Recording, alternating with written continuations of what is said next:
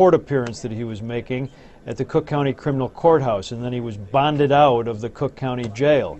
For some reason, I was the only reporter there that day, and I was the one who questioned Spilotro, or at least tried to, as he left the jail with his lawyer, Oscar Goodman. The reputed leader of Las Vegas operations for the Chicago mob walked out of Cook County Jail this afternoon with his brother and 2 attorneys. 44-year-old Anthony Spilotro was released after posting $100,000 in cash, 10% of his $1 million bond. Earlier today in Cook County Criminal Court, Spilotro pleaded not guilty to the May 1962 murders of syndicate soldiers James Miraglia and William McCarthy. The victims of what has become known as the M&M slayings were found in the trunk of a car on the southwest side. Prosecutors say Spilotro beat and slashed the 2 after they allegedly killed 3 other underworld figures in Elmwood Park without permission from mob bosses. The key to Spilotro's indictment nearly 23 years after the fact was information provided by this man, Frank Collada, a mob member turned government informant.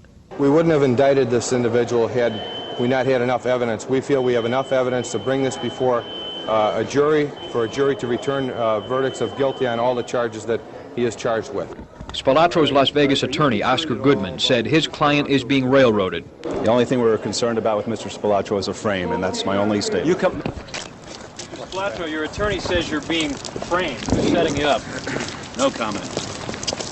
Also today, 47-year-old Cook County Deputy Sheriff John Gattuso is free after posting the required 10% of his $800,000 bond. Gattuso and alleged mob soldier Jasper Campisi, who made bond a few days ago, are charged with the bungled gangland hit last month of Northside gambling boss Ken Tokyo Joe Ito. Some organized crime investigators this evening say they believe Gattuso, Campisi, and Spilotro are all marked men on the street. Gattuso and Campisi because they allegedly botched a syndicate hit. Spilotro because he faces a double murder trial that prosecutors say will end in a conviction. Chuck Gowdy, Channel 7 Eyewitness News. So there was a lot of talk in 1983 about the possibility that Spilotro was on someone's hit list in the mob because he was out there publicly. Chicago outfit never liked people who were out there publicly and also leading Chicago crime rackets. It was far better for them to remain in the shadows and do their business privately, so to speak. So it was only a few years later, in 1986, that Anthony Spilotro was reported missing.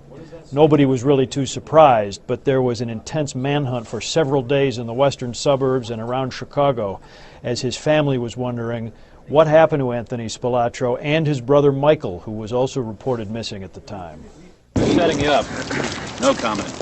Perhaps that is a more appropriate question for Tony Spilotro this afternoon than it was 3 years ago. Then, the reputed manager of the mob's Las Vegas business had bonded out of Cook County Jail on a murder charge.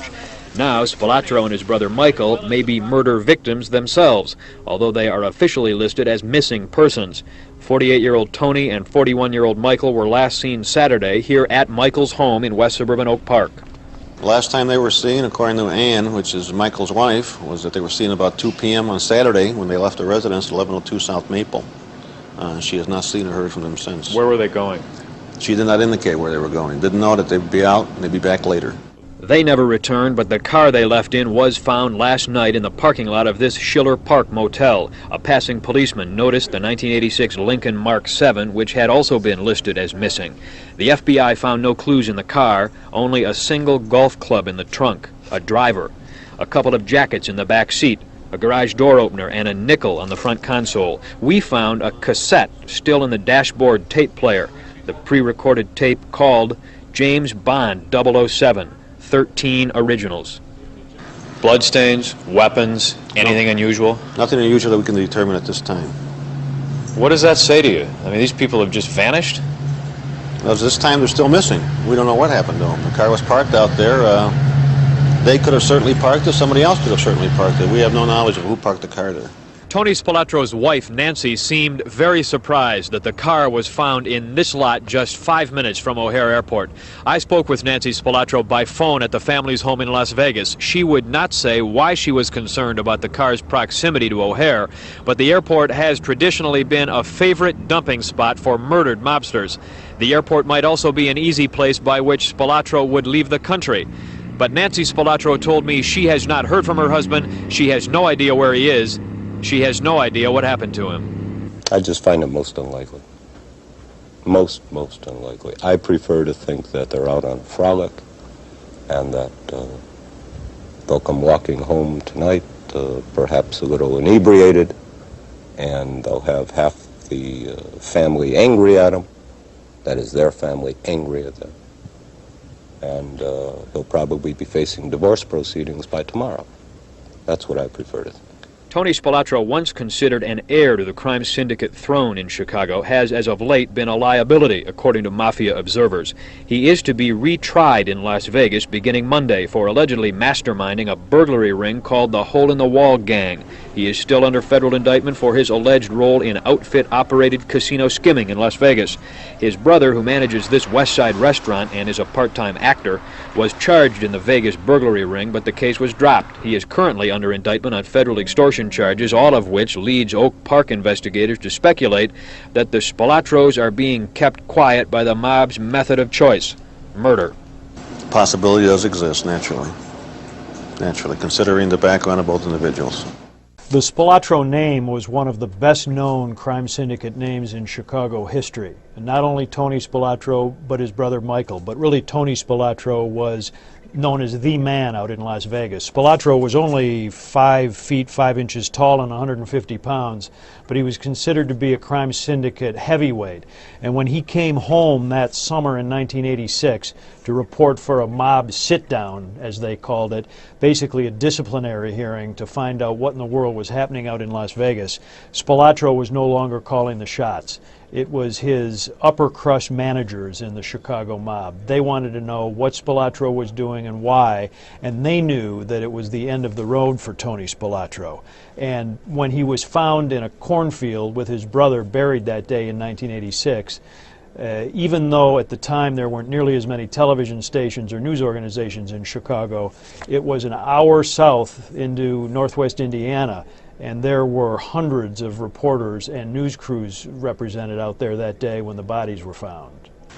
Well, there were two. I got there after the first, first was already out, and the second one was deep, over my head, I would say. 2 men? I believe. I don't want to say for sure. Yeah. It looked like they had been shot. I can't say. Were they in suits? No. No. Naked? Leisure clothes? No. It was very hard to tell. They'd been in the ground. About 3 foot down, we ran into the first body. Of course, State Wildlife Division Supervisor Dick Hudson and a friend discovered the bodies last night. A farmer who leases this state land just north of Morocco, Indiana, had called them to say it looked like something had been buried near the edge of his new corn crop. After a little digging, Hudson made the grisly find. We hit him somewhere along in the side. I told Dylan, hey, this don't look like any animal skin I've ever seen unless it's human. And we dug around a little bit till we came to his skivvies or his underwear, and we decided that was far enough and we left. As has been the case in many mafia hits, both victims were only wearing their underwear. Sources say that shows they now may hide nothing. Indiana State Police tonight say one Spilotro had on cotton shorts, the other exotic nylon see-through underwear. Their clothes have not been found. I think you have to say, after viewing the crime scene, that in certain aspects of the double homicide were botched by the assassins or by the murderers. The depth of the hole goes at least 5 feet. It's very, very clear to us from a law enforcement perspective that the persons responsible for this left the scene of the crime with the anticipation that the remains would not ever be found. Anthony Little Tony Spilotro and his brother Michael were not found for 9 days. The only sign of the pair was their Lincoln Mark 7 automobile, found parked in a motel parking lot near O'Hare Field. Federal agents tonight believe the Spilotros were driven to Indiana in this car, which is believed to have been torched after the brothers were buried. The burned-out automobile was found about 2 miles due west of the gravesite, right down there. The car roughly halfway to a farm, reportedly once owned by jailed Chicago godfather Joseph Joey O'Brien Iupa. Could it be that the Spilotros were driven down here believing they were to meet with fellow mobsters at Iupa's secluded rural home? I would have to say yes, it does pique our interest, yes. He still owns that farm? Does he still own that farm? I have no further questions about Mr. Iupa. Thank you. Even though the FBI was processing an active crime scene in that cornfield back in 1986, they really developed very few clues and made no immediate arrests. In fact, to this day, no one has ever been brought to justice specifically for the murders of Anthony and Michael Spilotro. There have been insinuations in various court cases over the years as to who was responsible, believed to be a team of relatively high-ranking mafia members in Chicago who put together a group of people one afternoon and lured the Spilotros to a home in Bensonville, and according to at least one witness who was involved in the beatings, or claimed to be, took them into the basement and essentially beat them to death there, and then drove them down to Indiana, where they were then buried in this cornfield, only to be found a few days later by a farmer. The battered remains of Anthony and Michael Spilotro arrived by hearse tonight here at the Salerno Funeral Home on the far west side. The bodies of the gangland victims left Indiana University Medical Center here in Indianapolis late this afternoon following completion of autopsies. Tonight, the 5-foot deep hole where the Spilotros were temporarily buried has been filled in, while Indiana State Police detectives poked through areas bordering the cornfield looking for clues. Federal agents today visited this heavily secured home and parcel of land about 3 miles from the gravesite. Investigators say the property was once owned by jailed Chicago crime boss Joseph Iupa. The then Godfather ran a hunting ground here called the Yorkshire Quail Club. Police say it catered to sharp-shooting thugs until the mid-'70s, when the state put Joey the Doves Iupa out of business. He supposedly shot too many doves out west someplace or something, which was a felony. And I think the Conservation Department, if I remember right, closed him down here, took the gun club license away from him. Vandervliet says underworld hunters then moved to this club a few miles away. The Pinewood Hunt Club is complete with a one-armed bandit, Las Vegas-style slot machine, and an antique barber chair, reminiscent of those sat in by many mobsters killed while getting their hair cut. And we have learned tonight Tony Spilotro's brother Patrick, for years, ran a dentist practice not far from here before moving to the North Shore. Tonight in Tucson, Arizona, former FBI agent Bill Romer, now a special consultant to the Chicago Crime Commission, says the choice of grave sites was most unusual. Because ordinarily, when they hit somebody, they want the guy to be found right away. They want the body to be found right away because it serves as a deterrent for the rest of the mob who might be walking in the shoes, in the same path as the bad guy, in their opinion. The Spilotros will be laid out here, although funeral plans are not expected to be completed until tomorrow. The brothers are both to be buried in Chicago, this time side by side in a cemetery instead of on top of each other in a cornfield. It should be very clear tonight that even executive-level syndicate positions don't offer life insurance fringe benefits. At this point in time, there will be no comment. This woman who answered the Spilotros' front door in west suburban Oak Park identified herself as Arlene Spilotro, the wife of one of the 3 surviving brothers. She told me she'd like to comment on the archdiocesan decision to prohibit Anthony and Michael Spilotro from receiving a Catholic burial, but she said the family had already suffered enough. The Archdiocese today released a statement saying the decision is based on church law and that there is precedent for the ruling.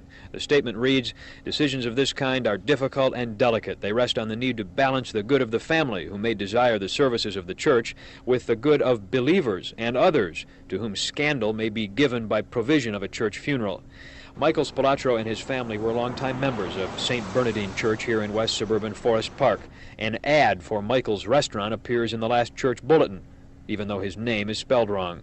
A priest here this afternoon told me the decision against the Spilotros is not meant to judge their guilt or innocence.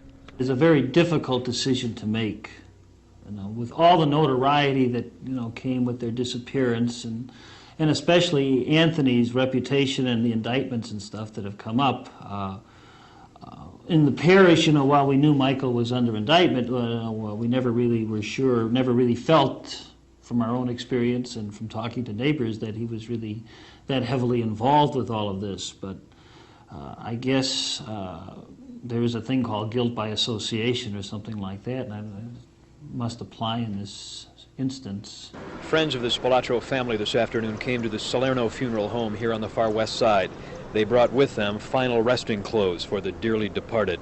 The brothers' bodies arrived here last night by hearse from the Indiana University Medical Center, where they underwent autopsies. And so here we are 25 years later, 25 years after the Spilotro brothers were murdered and found in that cornfield, and they are still in the news. Tonight's I-Team report, Blood Relatives. The only son of Tony Spilotro talks about what it was like growing up in the shadow of one of Chicago's most notorious mob bosses. ABC 7 investigative reporter Chuck Gowdy joining us tonight with the exclusive inside story. Chuck. Kathy, Ron, when Anthony "Ant" Spilotro walked into a room, he caused hearts to race and sometimes stop. At only 5 feet 5 inches tall, Spilotro's power wasn't from muscle. It was from an ability to intimidate and an unpredictable temper. Hollywood tried to chronicle Spilotro's life in the movie Casino. Tonight, his own family videos and an interview with his son offer a different take on these blood relatives. This is what most people remember about Tony Spilotro's life, that it ended in a midnight grave, June 1986. After a horrific beating, vengeful mob bosses drove Spilotro and his brother Michael to this Indiana cornfield where they were buried. I just want people to understand that he wasn't this monster. Tony Spilotro's only son, Vince, knows that rewriting his late father's life story will be difficult. 13 arrests before age 20, initiated as a full Chicago outfit member at age 25, after authorities believe he committed his trademark torture killing, putting a victim's head in a vise until his eyeballs popped out. From 1971 to 1986, he ruled Chicago mob rackets in Las Vegas. I just wanted it to come out that, you know, he was a man. He did have, you know, family. Just the human side of him. Just tell the truth about it, you know? I mean, even if you're going to tell something bad, tell the truth about it. You know what I mean? You don't have to make a whole bunch of stuff up. It's unclear how many people Spilotro killed during his outfit career because he was never convicted of murder, but outfit investigators put the number at between 12 and 20. I mean, I take this home with me. I mean, I've been taking this home for 20 years. Now he is sharing it with the I-Team, and soon Vince Spilotro will be sharing it with the paying public. Opening next month here at the Tropicana Hotel in the city limits his father once ruled, the interactive mob experience will feature Spilotro family memorabilia, baby shoes and pictures. He was just a loving father. Guns and bullets. I knew what he did. And these Spilotro family videos that show Tony Ant as Tony Santa at family parties, including Vincent's birthdays as a boy, where sometimes Tony and the boys would play cards off to one side. On family trips to Disneyland, where even a budding outfit boss waited in line. Do you think your father saw you as somebody who would at some point replace him? No. No. You don't think he was grooming you for that? Here's what happened. I think that in the beginning he didn't. It was all school. You have to go to school, you have to do this, you have to do that. In the end, he had, you know, quadruple bypass, you know. He was getting tired. He was sharing more. I don't know if that's grooming me, but it was still school, school, school. When mob experience plans were unveiled last summer, Tony Spilotro's reclusive widow, Nancy, was also in attendance. Their family treasures will be on display with some from Chicago boss Sam Giancana and Vegas founder Bugsy Siegel. What would your father say about you essentially selling some of the family memories for a profit? He wouldn't like it. It's a two-way street. I think he'd like that I'm telling the truth. Selling it for a profit sounds a little seedy.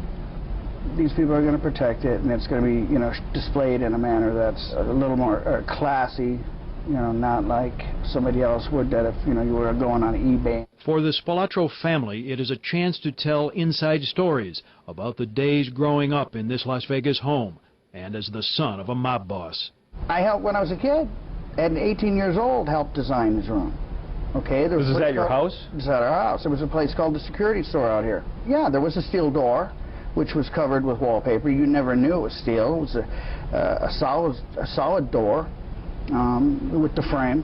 The walls were all, you know, insulated with concrete and stuff. I mean, you couldn't get into that room.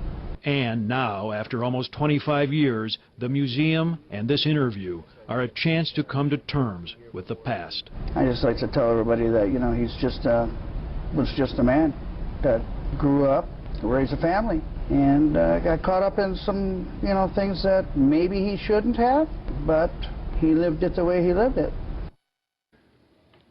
The founder of the Mob Experience Museum says he isn't setting out to glorify the Chicago outfit. He says that showing the living contradictions that were Chicago mob bosses is aimed at giving the public new insight about a significant American criminal group.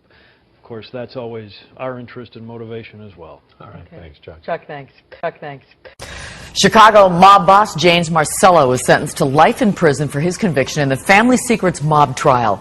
Marcello took part in one of the most infamous mob hits in Chicago history, the murder of the Spilotro brothers. And ABC 7 investigative reporter Chuck Gowdy was in court today for today's sentencing. Chuck? Kathy, even in a dirty business, Jimmy Marcello always cared about his appearance, favoring Palm Beach sport coats, open-collared shirts, and a nice pair of sunglasses. Today was no exception. Mr. Marcello wore a jacket and dress shirt for his sentencing, leaving the bright orange jail jumpsuit in the back room. Hard to tell who Marcello was dressing for today. There was no jury, only the judge and murder victims' relatives, and they were not impressed. Eye for an eye. You know, that's what I believe in, but unfortunately that's not the American way. Bob DeAndrea was 19 when his father Nick was murdered by the mob, beaten for information, later found dead in the trunk of a burning car. Jimmy Marcello was one of the killers. Today in court, as Judge James Zagel considered an appropriate sentence for the 67-year-old hoodlum, Bob DeAndrea was allowed to look Marcello in the eye and tell him what he thought of him. I just wanted him to imagine the pain my father felt when they were beating him to death. Since Nick DeAndrea was killed in 1981, Jimmy Marcello's outfit career blossomed. Marcello was convicted in a federal gambling racketeering case and sentenced to a long stretch here in the Milan, Michigan prison. This is where the FBI secretly taped Marcello's meetings with mob underlings visiting from Chicago, during which Marcello's grip on outfit rackets continued.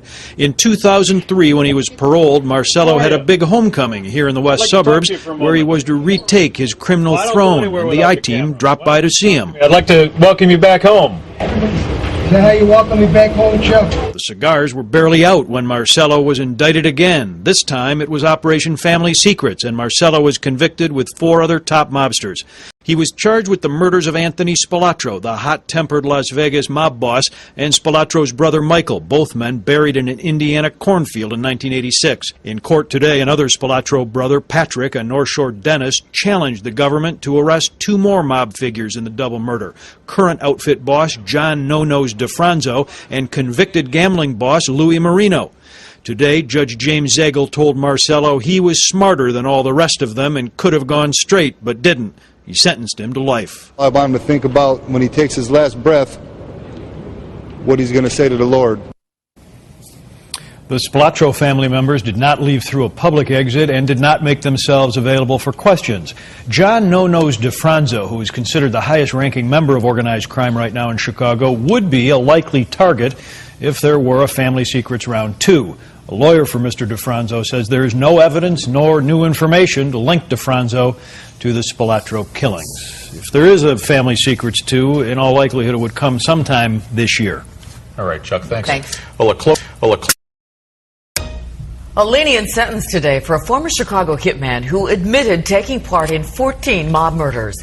Nick Calabrese will be out of prison in less than 5 years with credit for time already served. Calabrese testified against other mobsters, and for that, the judge says that he deserves a break. But families of some of Calabrese's victims disagree. ABC 7 investigative reporter Chuck Gowdy was there when the judge handed down the sentence. Nick Calabrese has now been rewarded for being the only full member of the Chicago mob ever to become a government witness. Calabrese, who testified during the Family Secrets trial that he went through a making ceremony identical to the blood and fire scene depicted during an episode of The Sopranos, today received the merciful news that stunned relatives of those he murdered. Calabrese will end up spending less than a year in jail for each of the people he killed on behalf of the Chicago mob. I have no faith in the justice system. I really don't. He shot my dad in the head with a shotgun 9 times. Did he once apologize to any other families? No, he did not. Tony Ortiz was one of many family members of men murdered by Nick Calabrese to testify at this afternoon's sentencing hearing. This woman was another. Charlene Haggerty collapsed after describing how her life had been ruined when Calabrese tortured and killed her husband Paul in 1976. She called Calabrese the devil. In court, Assistant U.S. Attorney Marcus Funk said that by cooperating, Calabrese solved the 14 gangland murders he committed, cleared 22 other mob hits that he knew about, along with 4 attempted murders, 5 bombings, and 2 extortions. He had a lot of things he was dealing with, and he wanted to come forward and do the right thing and put a stop to what had been going on. District Judge James Zagel handed Calabrese a sentence of less than 12.5 years, saying that sometimes leniency is required to ensure the future confessions and cooperation of heinous criminals. Sometimes you have to provide a form of justice that provides leniency so that others will come forward and others will testify and others will help do what Nick Calabrese did in this case and break the ties between organized crime and business and labor and politician and law enforcement in this town. Authorities say Nick Calabrese has also provided them with the names of at least 60 made members of the Chicago outfit. Many of them are still on the streets. While Calabrese's controversial sentencing does bring to a close Operation Family Secrets, one top federal prosecutor tonight is already laying the bait for Family Secrets 2, promising additional indictments against the outfit very soon. At the Dirksen Federal Building, Chuck Gowdy, ABC 7 News. Calabrese will be in his early 70s when he is released from prison. He is expected to immediately be placed into the Witness Protection Program and given a new identity. Tonight's I-Team report, Lunch with No-Nos. He is John DeFranzo, seated at the head of the table for the Chicago outfit, according to mob experts. In tonight's exclusive story, investigative reporter Chuck Gowdy reveals who's having lunch and what's on the menu. Kathy, Ron, with last month's life sentences for several top hoodlums, outfit investigators say John DeFranzo is now the undisputed boss of the Chicago mob. He's been called No-Nose ever since part of his nose was sliced off while jumping through a window during a Michigan Avenue burglary.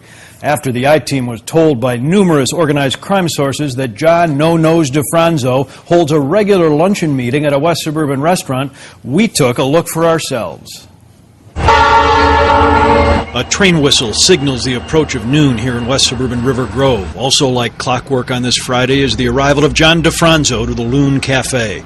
The 80-year-old convicted mob boss has driven his shiny new pickup truck a few blocks from the Grand Avenue home where he's lived for years. He is the first one here for Lunch with No-Nos. Mr. DeFranzo has been in there on a regular basis. The earlier stories were that he was in there like clockwork every Tuesday night. That was his local watering hole, just like a lot of guys in Chicago have their local watering hole. Rumor has it that he's in there a bit more frequently nowadays. From the old days, his nose has long since been recast, and now he is much more likely to be called Johnny Bananas to his face. His brother Peter shows up next, the owner of a suburban waste hauling firm. Peter DeFranzo is a convicted warehouse thief who did time at Leavenworth. Mob investigators say, like his brother, Peter is a fully initiated, made member of the Chicago outfit and believed to be his brother's most trusted lieutenant and advisor. Then comes Marco the Mover D'Amico, a one-time bricklayer and DeFranzo protege. D'Amico is a convicted mob capo with a 50-year criminal history of gambling, racketeering, and tough guy intimidation. Marco at one time was running the Elmwood Park street crew. I wouldn't be surprised if they found him a higher stature position if one was available right after he got out. Next to arrive another DeFranzo brother, Joe, a former juice loan boss, once convicted of running the nation's largest indoor marijuana farm. Other DeFranzo chums walk in until the table for 9 is full for what could be a command performance. Anybody in the outfit will go when they're called. It's a very hierarchical organization. A lot of these guys would spit in the face of the devil walking through the doors of hell. For decades, the Chicago mob has been conducting business at restaurant dining tables. This is the most famous photo in outfit history, snapped in 1976 and later found by the FBI during a raid. Except for Joey the Clown Lombardo, who was just sentenced to life in prison, the crime syndicate leaders seen here are all dead. But now there is a new family photo taken by the I-Team just last Friday as John No-Nose DeFranzo, standing there on the left, dishes out pizza to the outfit's upper crust. Hey, John. How you doing, buddy? After the 2-hour pizza and wine meeting, DeFranzo was first to leave. What's going on? How was the meeting? What meeting? Pizza lunch. Pizza? Oh, yeah, that was good. It was good. Yeah, you come here a lot? You're looking to... No, just first time. Mr. D'Amico in there? I haven't... I don't even know who he is. Oh, I thought I saw him go into your luncheon. No, I haven't seen him. No, he hasn't been around. DeFranzo was not charged during the landmark family secrets trial in 2007 that took down major mob bosses and solved more than a dozen gangland murders. But key witness and hitman Nick Calabrese testified that DeFranzo had a hand in the grisly 1986 murders of Las Vegas mob boss Anthony Spilotro and his brother Michael. During a sentencing hearing last month, Park Ridge dentist Dr. Pat Spilotro challenged the government to arrest DeFranzo for his part in killing the brothers. Pat Spilotro said he wanted to know why the government hadn't picked you up in connection with family secrets. I don't know anything about it. Sorry. From the federal government's point of view, the jury believed Nick Calabrese. They believed everything Nick said. They got the convictions on virtually everybody. One of the things Nick Calabrese said was among the guys that were beating on the Spilotro brothers was John DeFranzo. He's the only one left alive out of the group that was identified by Nick Calabrese that hasn't been indicted and tried. Are you concerned that, you may end up in family secrets too? No, I'm not concerned at all. All right. Nice talking to you. The pleasantries may soon be finished for John DeFranzo. Tomorrow afternoon, the final defendant from Operation Family Secrets will be sentenced, corrupt Chicago policeman Anthony Twan Doyle.